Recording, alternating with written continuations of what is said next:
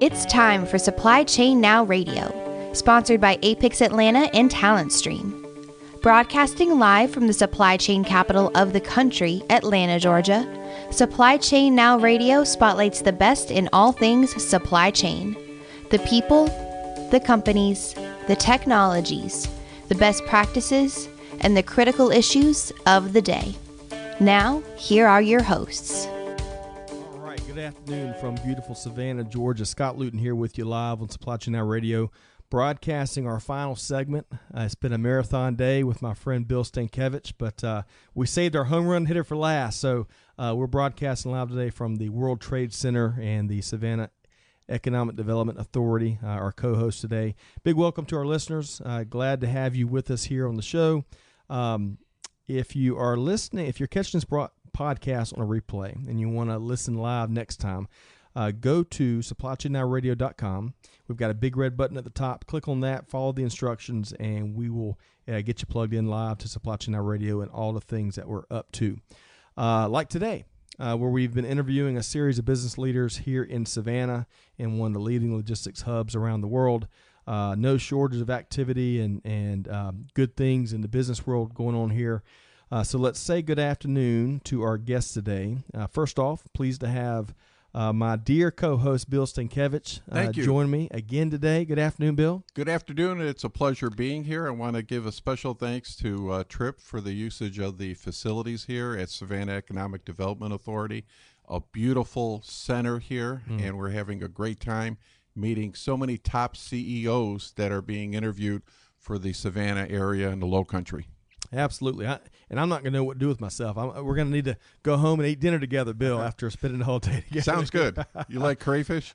Sounds good. Let's do it. But so in this final segment here today, Bill and I are pleased to feature Lee Smith. Lee is founder and co-owner of Outsource Logistics. Good afternoon, Lee.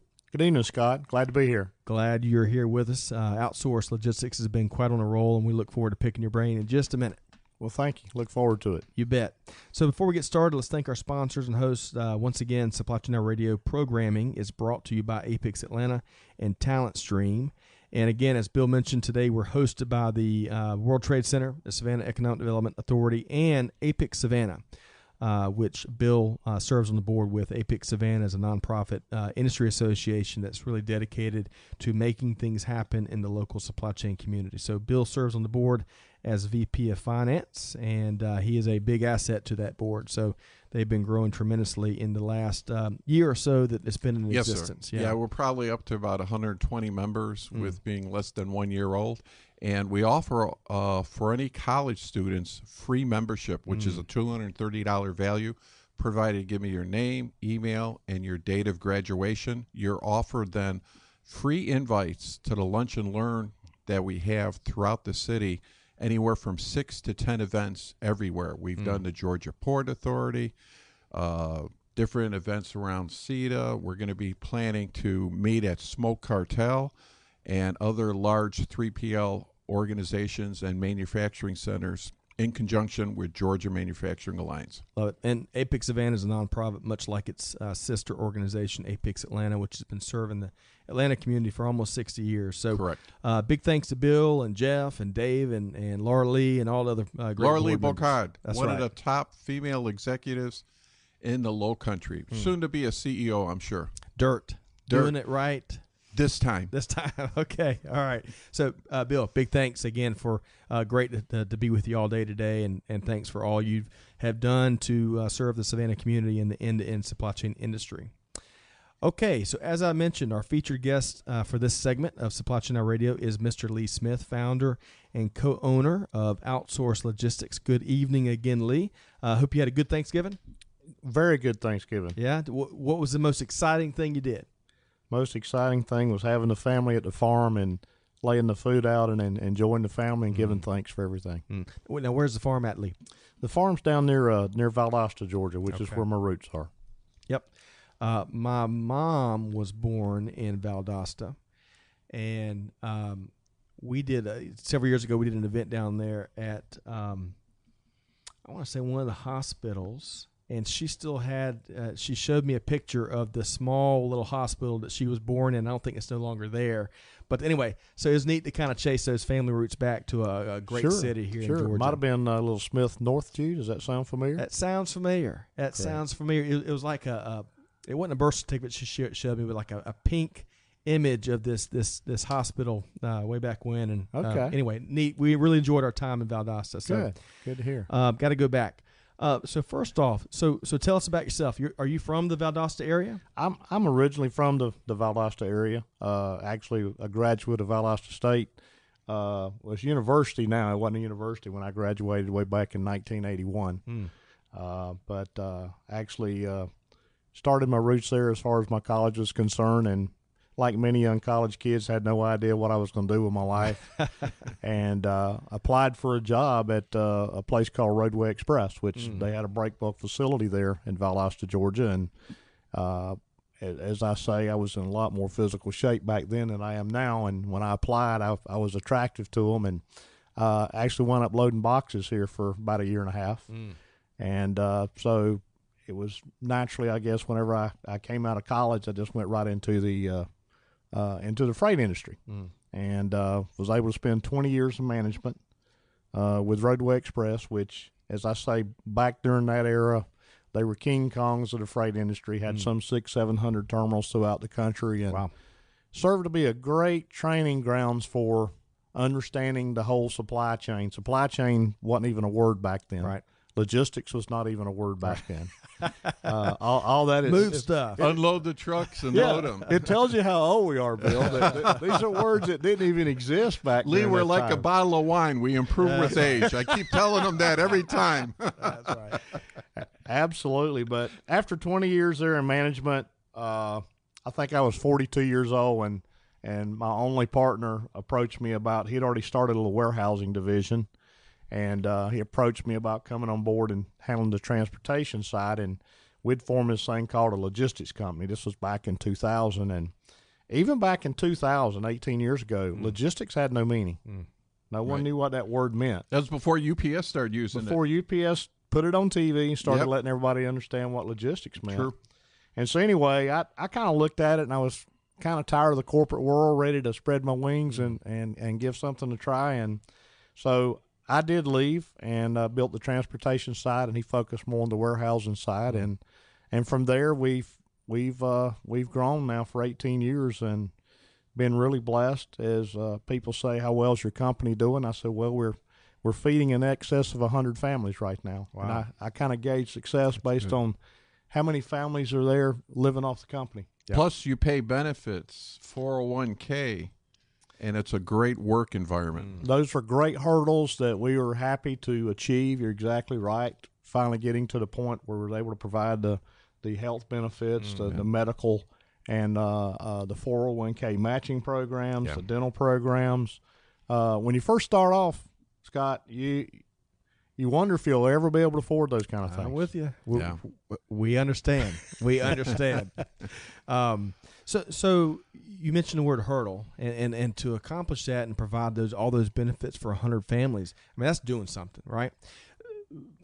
Talk about earlier in those 18 years, what are some of the other, is there a hurdle that comes to mind, the first wall you kind of had to break through that really led into that next big phase of growth for Outsource Logistics in the early years? As we all know in life, it's all about the people. It's about the quality of people. The day we started the company, it was about myself, my partner, Paul Everett, and we had one employee, Tony Zeman. It was about the three of us. But from that day forward, it was about the team. It was about building the team and bringing on quality people that could bring something to the table to help improve the quality of the company, to improve the services that we provided. And, you kind of build it off of a family type atmosphere. And, every time that as we were growing the company, every time we had a really good new customer come on board, generated a bunch of excess revenue that we weren't accustomed to having to work with, we kind of looked at it, this is our opportunity to go out and get some additional talent. And so every time we had an uptick in the company, we would use most of the time that revenue to improve the quality of the talent that we had, and that's what's led us to where we're at here today. And presently we're a little bit over 1.5 million square foot of warehouse space. It's full at this point in time. That we're doing warehouse distribution for folks. We've got some 70-plus drivers of our own that are actually company drivers. We have a few owner-operators. Most of them are company drivers. But that's what's grown the team, and that's probably the biggest thing I think that kind of catapults, help you get over that hurdle. Yep. So you touched on some of the critical ingredients there, people and treating the business like a family and investing in talent. Tell us about some of the and I can already guess a couple of things. I'm going to ask you the question anyway. Tell us a little bit more about the culture that you've built over the last 18 years. Well, the culture, number one, is I'm loyal to the employees. The employees are loyal back to me. There's a huge trust factor there. We all gonna make mistakes, but we're gonna work through those mistakes, and we're gonna find a way that we can improve on those mistakes to yield a good product. Unfortunately, as we know, occasionally there's folks that do have to leave, do have to go work somewhere else because there is problems that just can't be resolved. But for the most part, I kind of look like this is like a basketball team. You got 5 players to play basketball, right? And I usually try to get away with the 6th or 7th, but did you? Well, anyway, I'm coaching a basketball team, and I got 5 players, and I got 2 studs. I mean, these guys are Jolly Green Giants. These guys are knocking it down, and I got 3 guys that are fairly good players, but I'm not winning as many games as I want to win. Well, what do you do when two more superstars come along?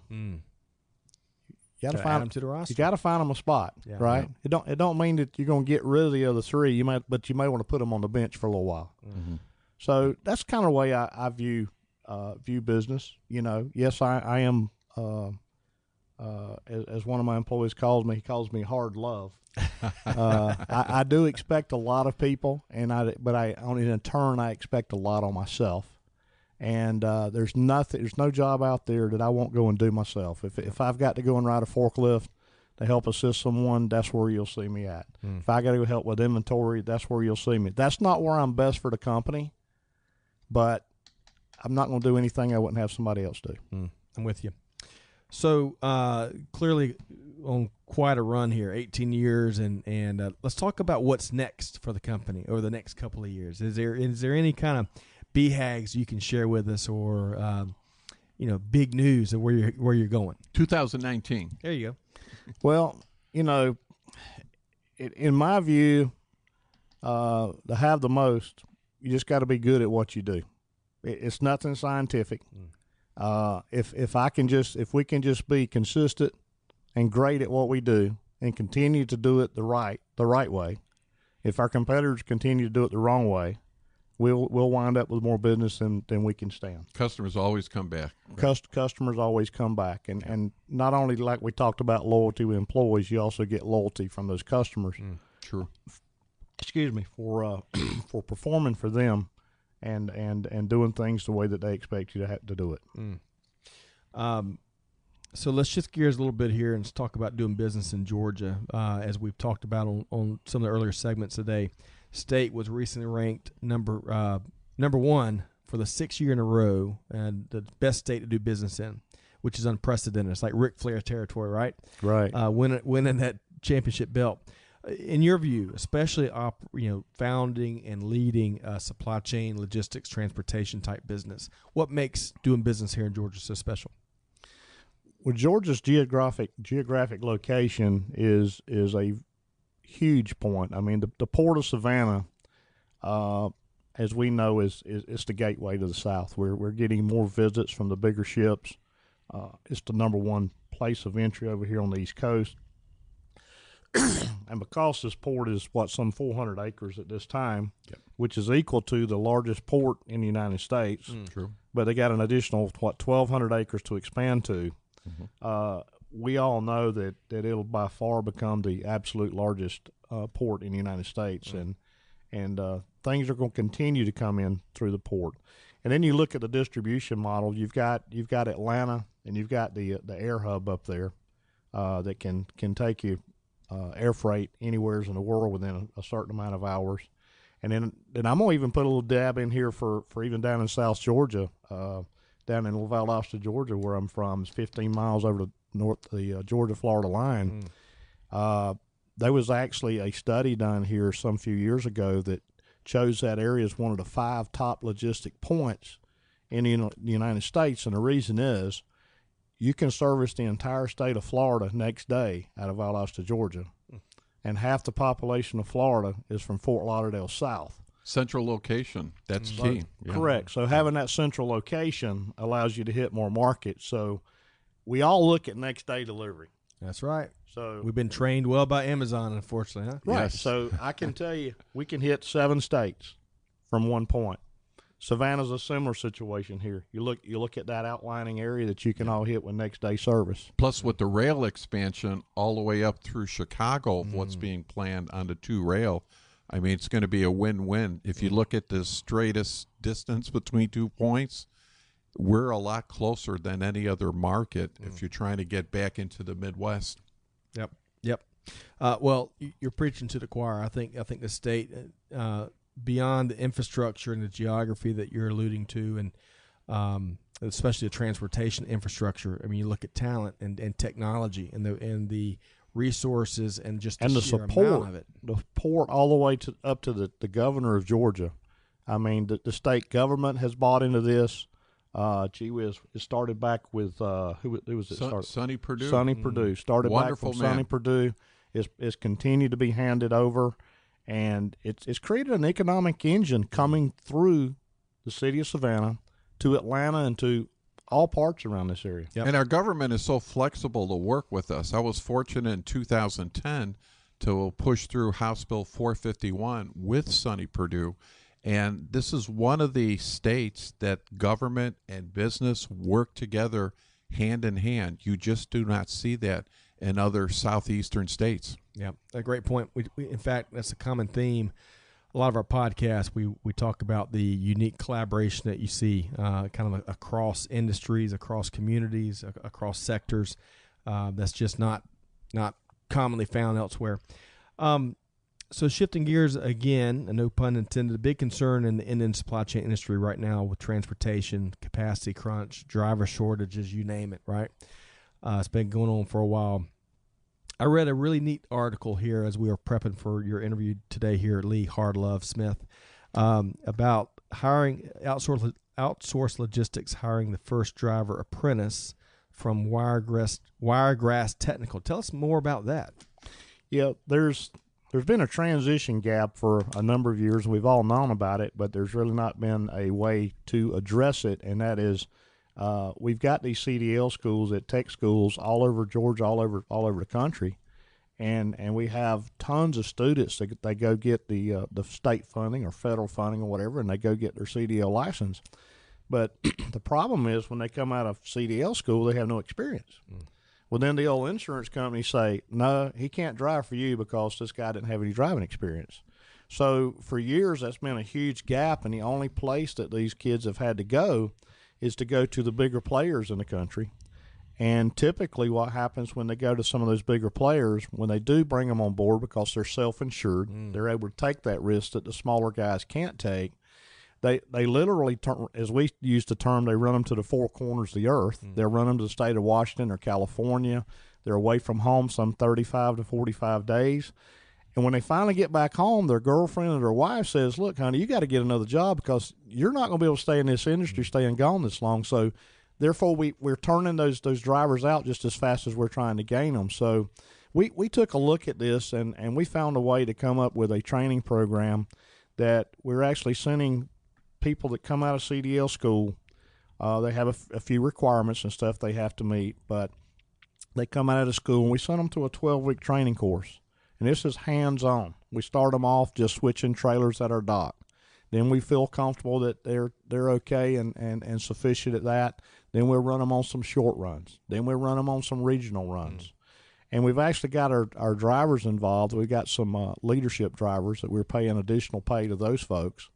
And by the way, this training program, they're paid employees. We pay them during this entire 12-week time frame. That's great. You just don't see that within the industry. Yeah, and I'll tell you, it's north of $500. So it's a fair amount of money for someone to go through a 12-week transition. It's not like some of the bigger guys that charge $8,000 for a training program that they're going to turn around and take back out of your paycheck. And so we invest in these folks up front. And yes, I think we've got 2 or maybe 3 candidates from this program already. And matter of fact, 2 of them are actually driving up here in Savannah as we speak. Okay. So was the Outsource Logistics team, did y'all sit down with the Wiregrass Technical and come up with this program, or is it a program that they had developed and reached out to see if y'all want to be a part of it? How did that happen?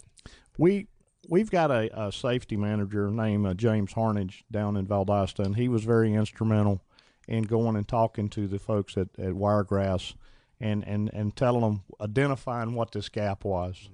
And from that gap, we were able to work with Workforce Development here. Workforce Development Group, the group actually out of Valdosta, same group, different division, and actually was able to get a little bit of assistance from them in working out this training program, and together the two have came together. We've been able to develop this program, and as a matter of fact, Workforce here in Savannah has now approved that they're going to do the same program here in Savannah. So we're going to start using the local tech schools here. So if anybody's listening, if you're from the Savannah area, coming out of CDL school, we welcome you to come see us. Come to Outsource Logistics. And outsourcelogistics.com. And we'll mention that a couple times. So staying focused on the driver shortage, clearly this is one creative solution that's helping locally, and I bet a year from now or 6 months from now when we have you back, we'll talk about even more drivers you've been able to hire through this program. What else do you think industry's got to be able to do to tackle the capacity crunch and the driver shortage and this ball of challenge that we're facing here? Well, you're already seeing some of that, Scott, and where DCs – everybody, if people are driving a truck, they want to remain regional. They don't want to go spend a night away from home overnight. As I tell my guys, maybe you might have to sleep in the truck one night a week. So what we have to do is we're going to have to create laydown points. We're going to have to create the warehouse distribution model to where, as we used to call it, the Pony Express, or used to call it butthead turns, where maybe I'm scared to ask the question. There's some crazy acronyms in this. That's the roadway language coming in. It is some of the old roadway language. And as a matter of fact, I do remember us having a safety program down in Savannah and Valdosta one time, and the gentleman was up there talking about strippers and stackers and the first folks with the newspapers like, I don't really know quite how to write all this down. What is a stripper and what is a stacker? Well, they strip freight off the truck.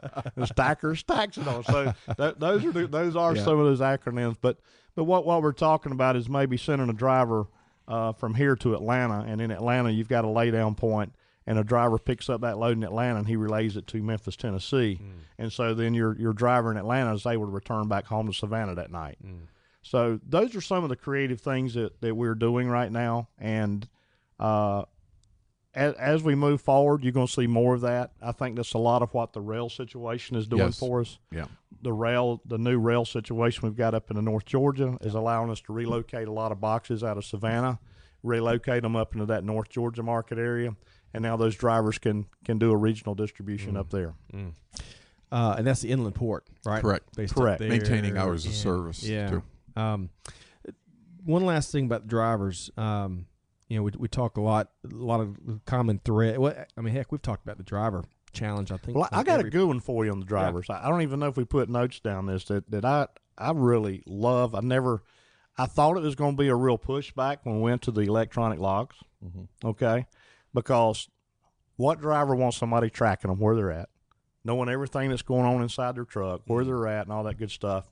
And we thought we'd have a lot of pushback from that. But, when we went to the electronic logs, the geotab units we've got inside of our trucks measures so much stuff. We almost had hundreds of alarms went off. And we had to actually tone them down. But we know things like harsh braking if you were speeding and where you were speeding, if you ran a red light or you didn't run a red light, or you took a curve too hard, fast acceleration. I mean, it measures everything. And the cool part was we kind of toned that thing down, and we basically gamified the driving program and made a game out of it. And now we've actually got a projection screen that's on our board in our driver's room, and every driver is listed there, and it grades a score. And that score is based off your actual driving. Wow. Well, the interesting part, peer pressure works pretty well. Yeah, especially when they see their name on lights. Yeah, That's right. And Competition, too. And we've actually, our scores normally run in the low 90s. But, you know, I don't know, in the very beginning when we first started, we were probably in that 70, 72 range.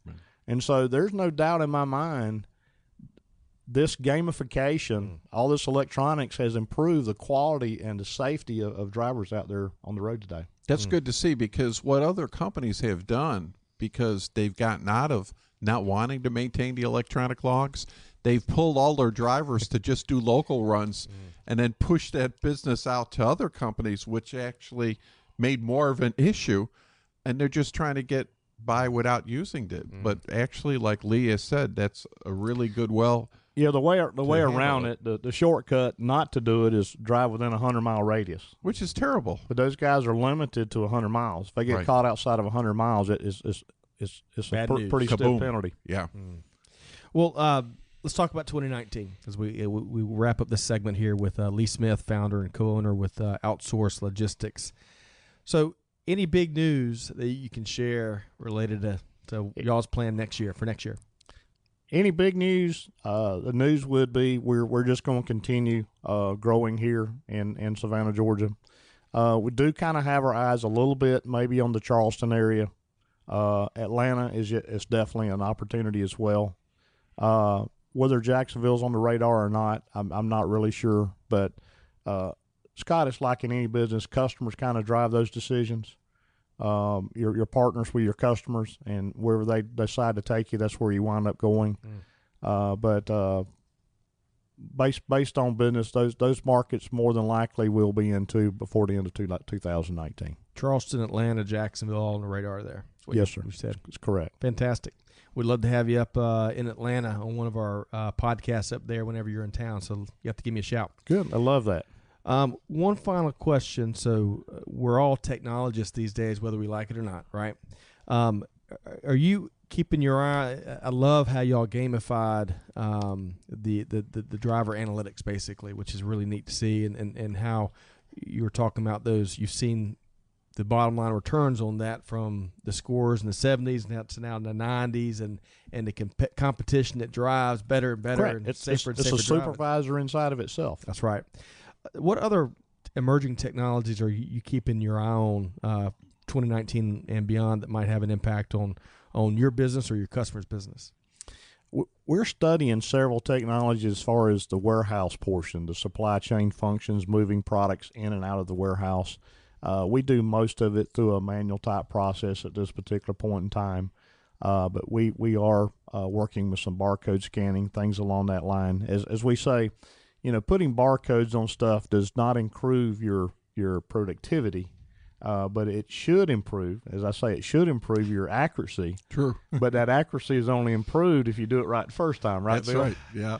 So the technology looks wonderful, but you do have to make sure that you implement it into the right stages so that you can get the efficiency that you're looking for. And as we all know, what customers want is everybody wants data management today, right? They don't want any black holes that product goes into and wondering when it's coming out the other end. Right.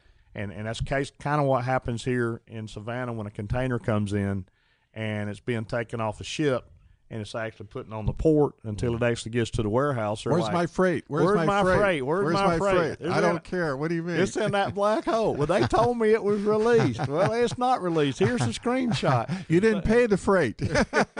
You hadn't paid your demurrage charge. Whatever the deal is. So I think the whole data management, what we're focused on is we do have that communication piece online. We're actually online with the Port Authority. Everything's electronic. Our customers trust us. They just simply give us the data. We plug it in, and we monitor. And as we say, we're a solution. We're just not employed to do their work. We take ownership, I guess is the right word, of that program. But also, like I said, is implementing that same situation, so as the product flows into the warehouse, they've got visibility of it. So when it's in storage in the warehouse, they've got visibility of it. When they got visibility when it actually goes out the door. Like everyone, we've got cameras in all of our facilities. Some of my customers actually require access to those cameras so they can actually physically see their products, and we provide that service. Yeah, customers certainly demanding visibility in exciting new ways these days, which is great. But it causes us to implement systems and oftentimes show some transparency that some organizations get kind of anxious about. But what I hear is so interesting, and our audience, they're listening. But to sit across from you, Lee, slow and steady, consistent, taking care of the customer, taking care of the team, doing the right thing. I mean, it exudes. It's coming right out of your eyes. That's the way I see things. Yeah. That's the hard love coming through. Hard work and hard love. Hard work, yeah. Amen to that. Amen to that. Lots of hard work. Well, Lee, thanks for spending some time with us here today on Supply Chain Now Radio. Again, want to remind our listeners, if you're a driver, or if you're looking for a new fantastic transportation, warehousing, supply chain company to do business with, or if you're interested in a great business story, check out outsourcelogistics.com, and you can check out Lee and the team there. But thanks for taking time out of your busy schedule to come by. And thank you so much, Scott. And I want to thank Bill as well. Bill has been such a great asset for us since I've been up here, I guess, about 4 years now in Savannah.